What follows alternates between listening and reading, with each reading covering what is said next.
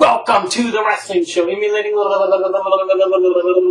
from the epicenter of awesomeness here in Tampa, Florida. Now, before I do any, pay-per-view fallout, wrestling news, or anything zany, I'd like to talk about career portfolios. I am amassing one. I don't have my resume all typed up, but I'm getting some of my awards together.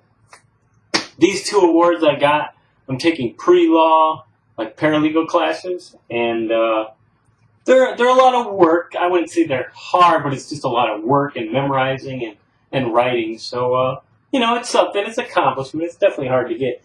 Got the Dean's List, and don't want to skip that, and the President's List. So, good for me. Not only do I make videos that are somewhat interesting and have a little character in them, a little color, a little pizzazz, but also good in the academics. And then I got my submarine qualification, which they should just rename this into certifiably crazy. Because anyone that would go aboard a, nuclear submarine and stay is obviously crazy. Any of you out there thinking of joining military service, no matter what they say, do not go aboard a submarine. They'll say, you'd be like, no, don't do it. Okay. SummerSlam was a pretty good pay-per-view. I give it a B. The only match I didn't like because of the winner, and not because I don't like the winner, because the winner shouldn't have won. I'm talking about Rey Mysterio, of course, who just last week had another MRI. And it's like, why did he win if he's heading out? He'll just be back in a few months anyway. And of course, he's getting his title shot against the recently crowned WWE champion Alberto Del Rio. It's just kind of, I don't know if it's Ray or the writers, or it's just maybe he's a victim. I don't want to point fingers. I'm just saying it's always weird. Throughout the years, at random times, Rey Mysterio gets this sudden push. Like he's put in like the mid-carders to help the younger guys, and then all of a sudden it's like, boom, main event, which I can understand sometimes because certain main eventers are injured or whatnot, so they gotta put Ray in the picture. But this recent run for 24 hours was pointless, and his win at SummerSlam was pointless. It's like he should have went home and healed. He didn't need to win this match. Melina was backstage last week. Excuse me, she almost went backstage. She was not allowed backstage because she has a lot of heat. Also, she gives out BJs, and that kind of interrupts the workflow. You can't get a lot done when you're getting a BJ. I guess no one really likes Melina, and it's kind of weird how usually, I thought relatives and friends and stuff were sometimes allowed in the backstage. I know relatives are. So she must have done something pretty bad if they're like, no, you can't come back here.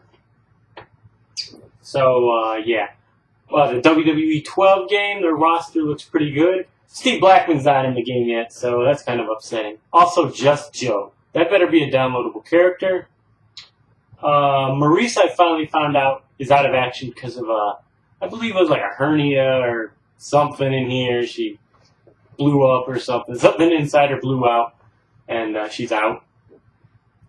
Anything? What do we got else? Of course, the new WWE champion, the whole Nash. So I'm guessing Nash is with Triple H. I hope they don't do anything kind of dumb like, ADR just paid Kevin. He just happened to pay Kevin Nash, who's not even, an active roster guy, when he could have paid somebody else, I don't know, like Mark Henry or something, who's on the active roster to come out and, assist them win.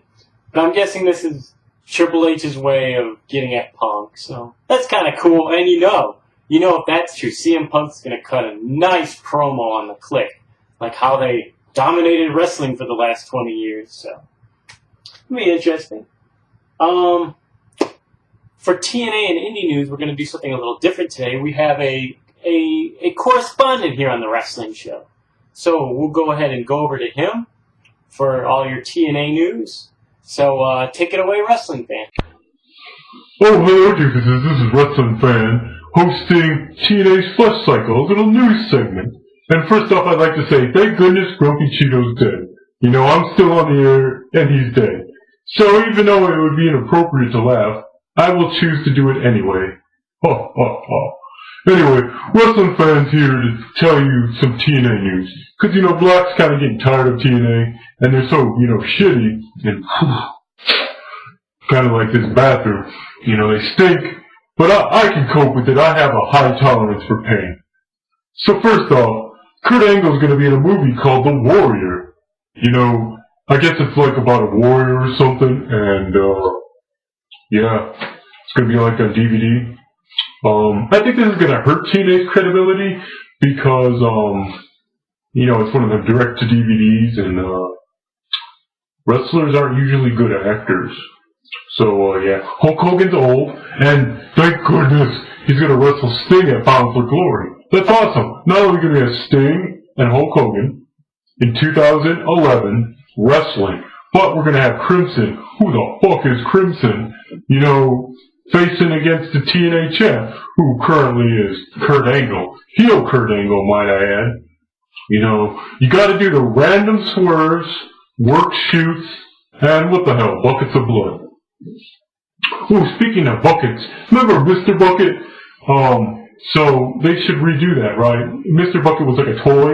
You put balls in his mouth, or on his top, and then you spit them out of his mouth. Hey, no dirty thoughts or comments below. You put him on the top, and the balls pop out of his mouth, right? And then you try to put him back in. And if you get all your balls into Mr. Bucket while he's like zooming around, then you win. So they should do a new Mr. Bucket, you know, update him, bring him back, and you should, you know, pour vials of your own blood in there. And the first one to pour all your blood into Mr. Bucket without passing out wins. And, you know, they could be like, buckets of blood. So, yeah, that's probably more, that little thought was probably more thoughtful and entertaining than anything I'm going to cover on TNA side. And, what the fuck is Crimson? TNA, blah, blah, blah. Brooke Hogan's a whore. I guess that's not really TNA related, or I didn't need to bring that up. But what the heck? And, they have a lot of talent and they're wasting them. And, oh, God. Speaking of waste, whew, it's kind of like all TNA's ideas and storylines. They just need to be flushed. So, back to you, Bob. Sorry for that. That was kind of inappropriate. We'll probably never do that again. And then to wrap things up, we'll go ahead and go to the Indie Spotlight. So, Rush, what's happening in the Indies today? Hello, folks. This is Rush Limbaugh here to do the Independent Spotlight. Okay, here's what happened in indie wrestling this week. A guy did a bunch of flips. Ben Fruth won a trophy or whatever the hell, and Combat Zone wrestlers blade themselves far too often. This has been Rush Limbaugh talking about the indies because I had nothing better to do. Really? You're only going to take 20 seconds to go over the indies? There's not anything else? Yeah, we're not... I don't think we're going to do these segments anymore. Well, thankfully, we finally got through a whole wrestling show, you know, without anything zany. Don't forget to visit WrestlingRevolution.com. You know, the epicenter for all your wrestling needs. Finally, the wrestling show completed a whole episode without anything zany or crazy happening.